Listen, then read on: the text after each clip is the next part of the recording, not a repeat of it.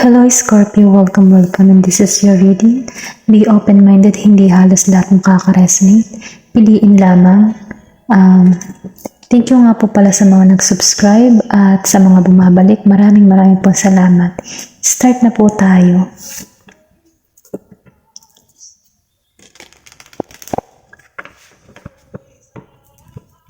Give me the message for Scorpio.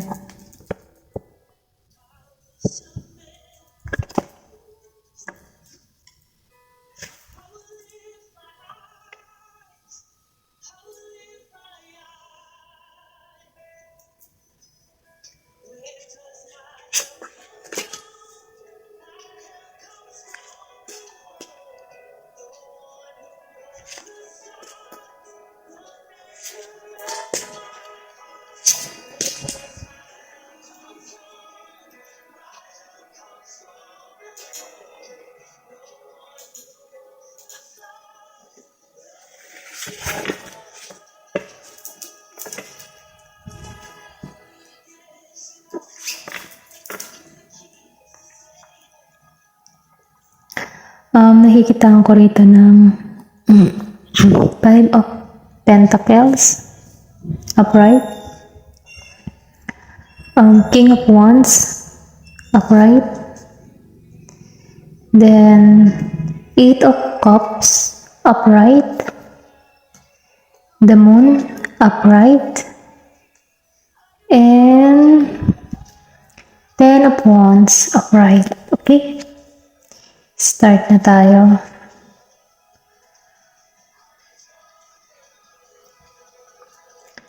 Nakikitaan ko rito, yung iba sa inyo, may kinakaharap na sabihin natin na problema, okay? Hindi halos lahat. Pero sinasabi dito, kahit meron kang kinakaharap na problema, yan ay masasabing temporary lang, okay? Kumbaga, hindi mo siya tatambayan. Nakikitaan ko rin yung iba, maybe nahihirapan ngayon sa financial, kumbaga hindi sapat yung pera, no? Kumbaga, sabihin natin na ang pamumuhay ay hindi masyadong mapalad, no? Hindi katulad ng mga nararanasan ng iba, okay? Pero ganun pa man, sinasabi dito na huwag kang mabahala, okay? Kasi meron pa rin maganda na mangyayari sa'yo. Kumbaga, yung nararanasan mong iyan ay temporary lang, Kumbaga, kung ikaw man ay nakaranas na parang nawalan, okay? Parang feeling mo hindi ka makaahon, okay? Huwag kang mag-alala kasi magkakaroon ka dito ng magandang kapalaran. Kumbaga, nandyan ka pa lamang na sinusubo ka, pero sinasabi dito na huwag kang susuko. Kung nararanasan mo tong kahirapan sa panahon ngayon, huwag kang mag-alala kasi meron pa rin magandang darating sa'yo, okay? Sinasabi dito sa King of Wands, meron ditong kumbaga, yung iba sa inyo, kahit may mga nararanasan na mabibigat, hindi nawawalan ng pag-asa, at yun ang maganda kasi kahit ikaw ay nakakaranas ng paghihirap sa buhay, i-vision mo kung ano man yung gusto mong mangyari o maganap sa iyong buhay dahil yun ang magaganap kasi umaasa ka na balang araw ipagkakaloob yun ng Diyos, okay? Then nakikita ko rin dito na sabihin natin na magkakaroon ka dito ng motivation, maybe magkakaroon ka dito ng bagong idea, no? Then nakikita ko rin dito na magkakaroon ka dito ng sabihin natin na meron kang gagawin or pwede rin sabihin na may sisimulan kang trabaho or may sisimulan kang yung mga idea na pumapasok sa isipan mo ay gagawan mo na ng aksyon. Kumbaga, hindi ka na dito magpapatumpik-tumpik, Nakikita ko na magiging passionate yung gagawin mo dito or kung ano man yung binabalak mong trabaho, magiging kang passionate. Sinasabi din dito na kapag ikaw ay nananalita, meron kang paninindigan, okay? Ikaw yung tipo ng taong naninindigan sa iyong salita.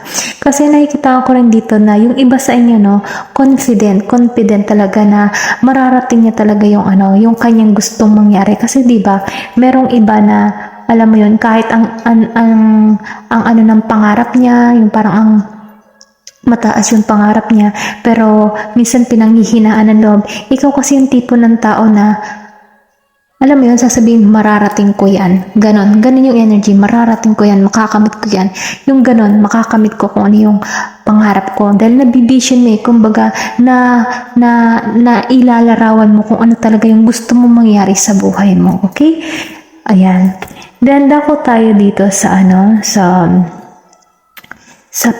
to? Eight of Cups, no? Eight of Cups, upright. So, sinasabi dito, hindi halos lahat. Yung iba sa inyo, nakakaranas siguro ng alam mo yun, yung tipong, feeling inabando na, okay? Or pwede rin sabihin na sa isang relasyon, iniwan ka. Ayan. Kumbaga, inalisan ka. Kumbaga, Or pwede rin sabihin na ikaw yung umalis. Ikaw yung umalis sa tao o sa person mo kasi hindi ka na masaya. Okay, piliin lamang, no? Then, nakikita ko rin dito, no? Yung iba sa inyo, gusto ng takasan kung ano yung, alam mo, yung parang nangangarap ka na gusto mo ng alis-alisan pero nahihirapan kang alisan yung sitwasyon mo. Ganon yung nakikita ko dito. Pero, ganon pa man, no? Humahanap ka ng paraan. Kumbaga, humahanap ka ng paraan upang makaalis ka sa ganyang posisyon. Maybe, nakakaramdam ka ngayon ng kaagipitan. Kumbaga, nag-iisip ka ako ng mga plano para makaalis ka sa ganong kahirapan. Hindi halos lahat, yun lang nakikita ko. Then, yung iba sa inyo, maybe meron kang karelasyon na na-disappoint ka sa tao na yun. Kumbaga, kahit binigay mo ng lahat, pero iniwan ka pa rin. Then, nakikita ko rin dito, yung iba sa inyo, may travel, okay? Merong pag-alis. Sabihin natin, nagpaplano ka mga ibang bansa, Pero ganun pa man, sinasabi dito na hindi pa kasi naayon, okay? Kumbaga, meron pang, sabihin natin na, maybe yung papers mo kumbaga nilalakad po or nag-iintay-intay ka pa lamang kung ikaw may balak kasi hindi pa siya kumbaga hindi pa wala pa ang gaanong pag-alis kasi lumabas dito ng no, okay? Pero ganun pa man, kahit medyo mabagal-bagal yung sistema, sabihin natin na makakaalis ka din, kaya lang medyo mabagal lamang, Then, nakikita ko rin dito, meron dito kasing inalisan or tinanggalan pero ganun pa man sa pagtanggal mong yun merong kumbaga kung may umalis man tao sa iyo or iniwan ka or inabandon ka or feeling mo na disappoint ka sa tao na yun, may dahilan siya kung bakit niya ginawa yun, meron siyang lihim, kaya lang yung pag-alis niya, meron dito yung umalis, yung inalisan ka, may mabigat mabigat siyang dahilan kung bakit kanya inalisan, okay? Kumbaga may lihim. Dahil lumabas din si the moon, so ibig sabihin, talagang may emotion. Kumbaga, yung pag-alis ng taong iyon, meron talagang nakaakibat na lihim kung bakit kanya inalisan. Then, nakikita ko rin dito, maybe, sabihin natin na ayaw niyang matuklasan mo yung kahinaan niya or pwede rin sabihin na meron siyang past issue na alam mo yun, nagkakaroon siya ng insecurity na ipagtapat yung mga bagay na iyon sa'yo, okay? Kasi nakikita ko rin dito na meron ditong panlilin lang. Then nakikita ko rin dito na meron ditong takot or may nababalisa, hindi halos lahat, Meron ditong nakakaramdam ng pagkabalisa, feeling na hindi stable, okay? Pero sinasabi dito, kung ano man yung pangarap mo, sundin mo. Medyo pa nga lamang kumbaga hindi mo pa siya masyadong makuha, makamit kasi maybe may pumipigil pa rin sa'yo dahil sa kahirapan sa buhay kaya hindi ka agad makaahon. Pero ganun pa man sinasabi dito na huwag kang susuko, okay? Kahit maraming overload o sabihin natin kahit marami kang mabibigat na pinapasan sa buhay, maybe kung ikaw man ay isang single mother, di ang bigat-bigat ng pinapasan mo sa buhay. Sinasabi dito na kahit marami kang dinadala na problema, kumbaga ang dami mong iniisip kung paano ka makakaahon, kung paano yung anak mo or kung paano mo itataguyod, sinasabi dito na huwag kang mawawalan ng pag-asa, okay? Kasi kahit ikaw ay nakaka-struggle ng ganyan, meron pa rin biyayang parating sa'yo, at doon ka maniwala na maaalisan mo yan, kahit mabigat, kahit medyo mahirap yung sitwasyon mo yun, manalik at manampalataya dahil hindi ka naman pinababayaan ng Diyos, okay? Maybe meron kang person na Taurus, Aries, then nakikitaan ko rin dito ng um, Pisces, then Pisces, no? At meron din ditong Sagittarius, okay? Ayun, maybe meron kang person na ganun, or pwede rin sabihin na ito yung person na nagpahirap sa'yo, okay? Alam mo yun. Then meron ditong number 18, okay? Maybe may 18 years old dito, or pwede rin sabihin na may date birth of 18, or kung pagpaplasin mo ang 8 plus 1, 9, so maybe pat number, or sabihin lucky number, no? 9, or kung ano man, no? Pwede mo siyang itaya, no? Yung number 18. Ayan. Tingnan pa natin kung ano pa yung mensahe sa'yo.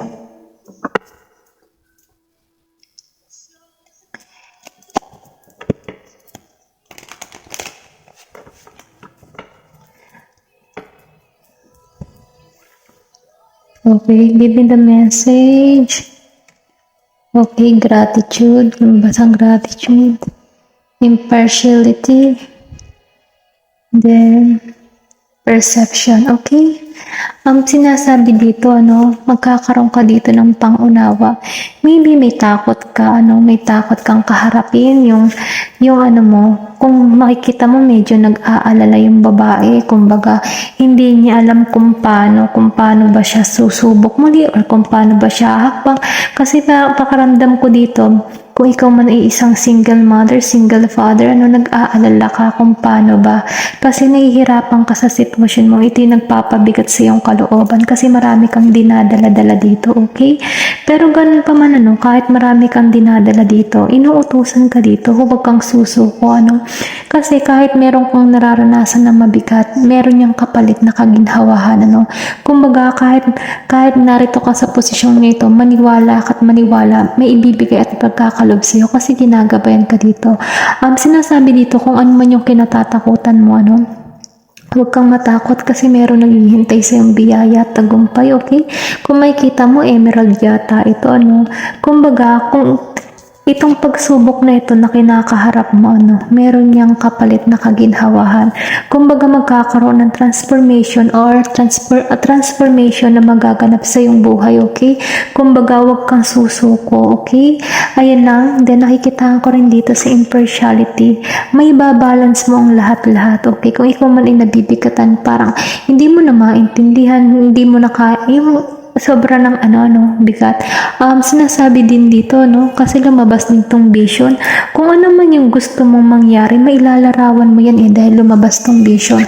So, ibig sabihin, kung ano man yung gusto mong mangyari sa iyong buhay, kung ano man ang mga pangarap mo, i-vision mo yan na nakakamit mo ito dahil ilalarawan mo yan. Then, magkakaroon ka dito ng balanse, na ituturo sa iyo para maging panatag ba? Ayan, ito lang yung nakikita ko, Then, nakikitaan ko rin dito, kung makikita mo yung babae, kumbaga, nababalutan siya ng puti, kung makikita mo tong puti na energy na ito. Kumbaga, ito yung tumutulak sa kanya para balansehan, ginagabayan, Then, nakikitaan ko rin dito na binubuksan yung kaisipan mo na huwag kang susuko sa hamon ng buhay, okay? Dahil nakikitaan ko rin dito na darating at darating ang araw na pasasalamatan mo.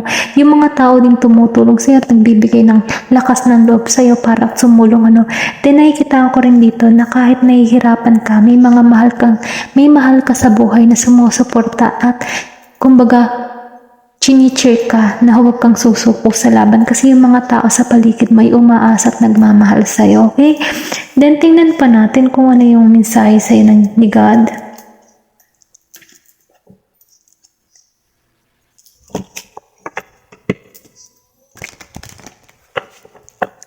Give me the message. Yan, ko lang siya.